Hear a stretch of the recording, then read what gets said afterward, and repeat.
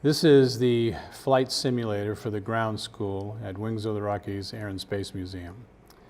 This is a Cessna 172, and we're going to be taking off from Centennial Airport and flying to Front Range Airport. Now, as we went over in class, your airspeed indicators here, your attitude indicator, your altimeter. The altimeter is setting right now at about 5,900 feet, which is the height above sea level for Centennial Airport. Looks good here, centered up. Here's your heading. We're on runway 35 right. You can see 35 right on the runway here. And we're obviously not climbing or descending yet because we haven't taken off. Here's your tachometer for the engine. Now, for your information, this is the frequencies for Centennial. 118 and then 121.8.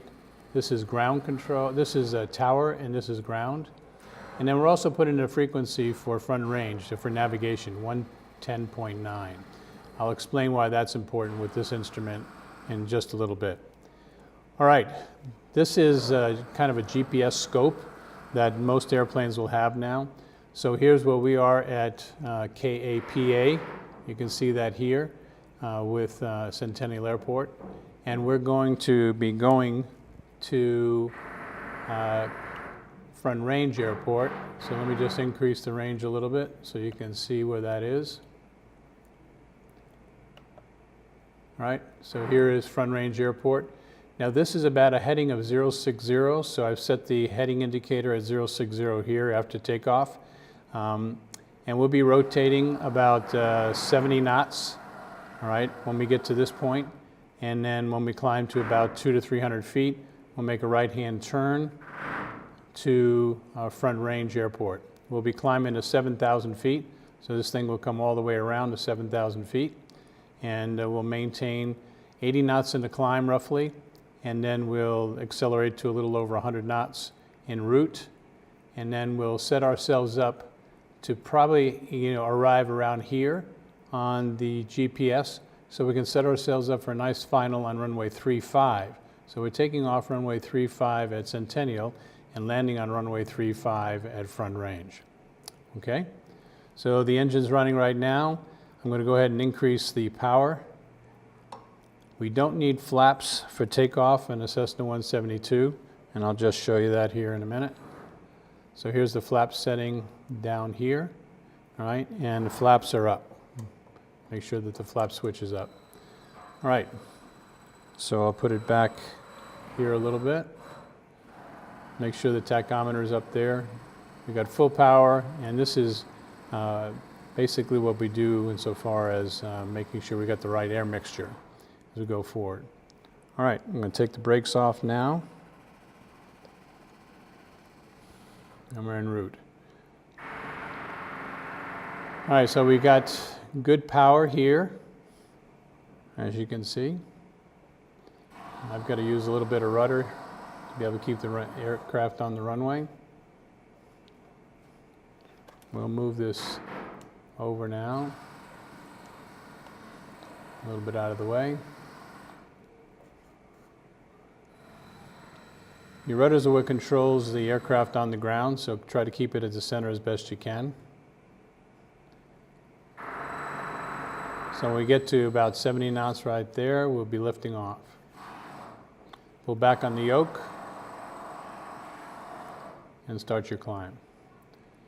Now you can see right away that the vertical speed indicator is showing a climb. We're about, if you can see, about 12-degree climb here. That's a 5-degree, 10-degree, and that's about maybe 15-degree climb. We want to lower the nose just a little bit so we can get to about 80 knots on the airspeed. And we're climbing. So when we get to about 200 feet, we're at 59. We'll get to about 61, and we'll start a right-hand turn. We're slowly accelerating to 80 knots on takeoff. Good climb, about 300 or 400 feet per minute.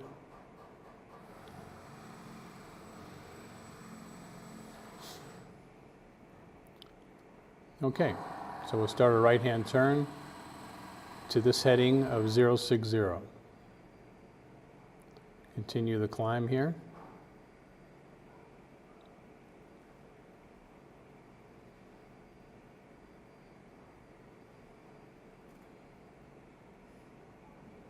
Okay, we'll pause it right now. So we're about 70 knots. We want 80, 060, or a couple hundred feet above the ground now because we were at 59. Now we're about 6,180 feet. All right. And we asked for clearance to take off with the tower, and he gave us. Got good RPM, and we're going from there. Okay, so we're going to continue our climb. We're steady at 060 right here in the climb. I'm going to be aiming for this point, which is about 8 miles out from the airfield. So we should be in pretty good shape. Almost at 80 knots, climbing about 400 or 500 feet per minute. I'm playing with the trim. There's a trim button here on my left side. You can see where the airspeed and the altimeter are varying based on my use of the yoke. Okay, we still want to climb up to 7,000 feet. All right, now we're about 11 miles away from Front Range Airport, but again, we're heading for a point that's about 8 miles south, because this would be north, okay, of runway 35 that we're going to be landing on. Okay, now we're about a track of 061, so you can see we're about 060 heading. Maybe got a little bit of wind that's keeping us a little bit off track from 060. We're level at 7,000 feet. Airspeed now at 80 knots, a little slow on the airplane today. Power is good. And we're going to be approaching the airfield. Now you can notice this is what we call an ILS, instrument landing system capability. When this line comes over and this line gets level, we'll be on the right glide slope coming on down to land as we get closer. Again, we're aiming for this point here, and then we'll turn left from 060 to 350, right there, to be able to be lined up. Now when we get to the airfield, you're going to see an orange dot out in front of us when we turn to the left. You know, I can just show you some of the different views that you can have of the airplane by hitting the S button, the Sierra button.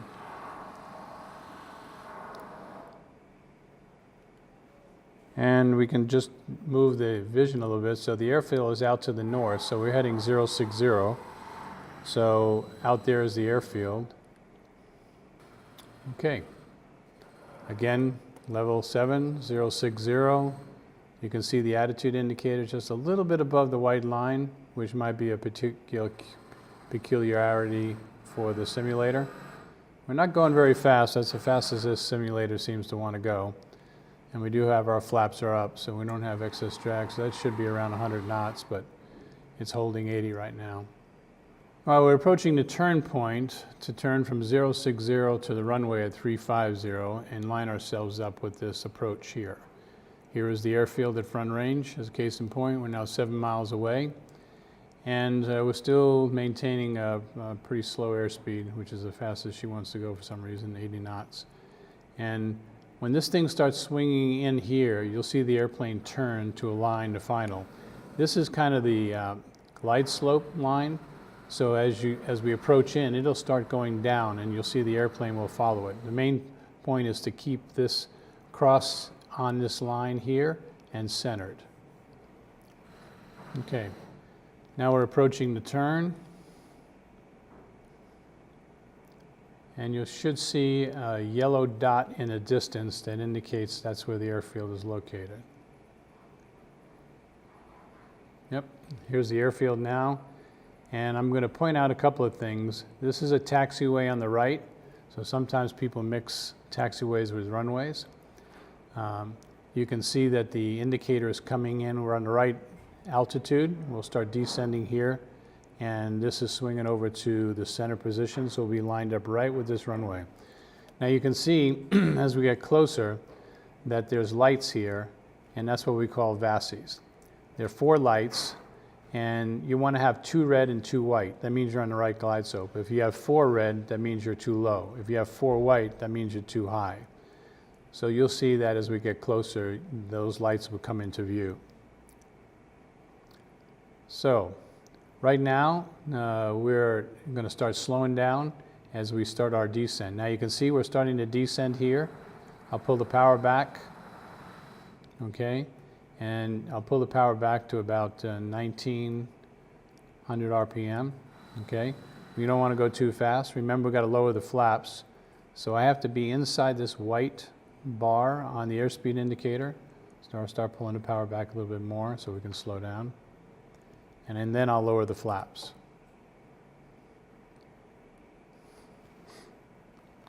You'll see the flap indicator here. It's kind of hard to see with the yoke, but right now we're inside the white, so I'll go ahead and lower the flaps. Increase the power a little bit because we got more drag now because the flaps are down.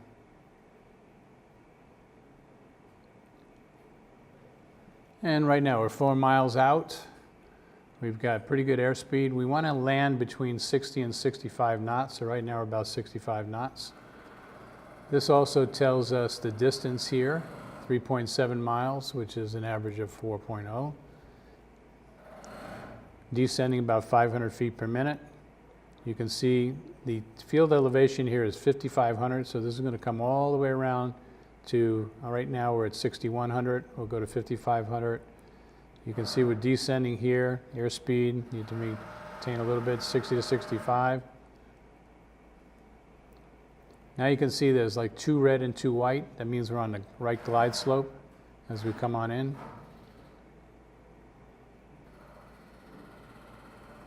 Maybe a little bit more airspeed. Maintain 60 to 65. So really you're looking at aim point, airspeed, aim point, airspeed. That's how you're approaching it. Now just before we would hit the runway, we're going to pull the power back and then rotate on the yoke to level off and be able to touch down nice and smooth. Okay, so we've got the runway coming up here. We've got 2 white and 2 red.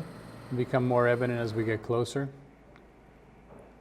Again, this is going to be 5,500 feet that we get here, but right now it's at almost 5,800 feet. Airspeed's good, aim point's good. Okay, now we're 2 white. So that means we're a little bit too high. All right, so I'm going to go ahead and just let it go a little bit further because we can land long on this runway. All right, so we're coming on down. I'll start slowing down the airspeed. You kind of pull back on the yoke a little bit. Let it continue to drift down. And we're on the ground. All right, now you're back with rudders, and you can push on the top pedals to use the brakes. Keep it on the runway. The rudder pedal is a little bit more sensitive than the airplane really is. And you slow on down. We could turn off at that taxiway there to the right. And we'll put the parking brake on. And try to center it out. And we're good to go. All right. Everything looks good here. Power's off, and we're good to go. That completes the mission from Centennial Airport in Colorado to Front Range Airport.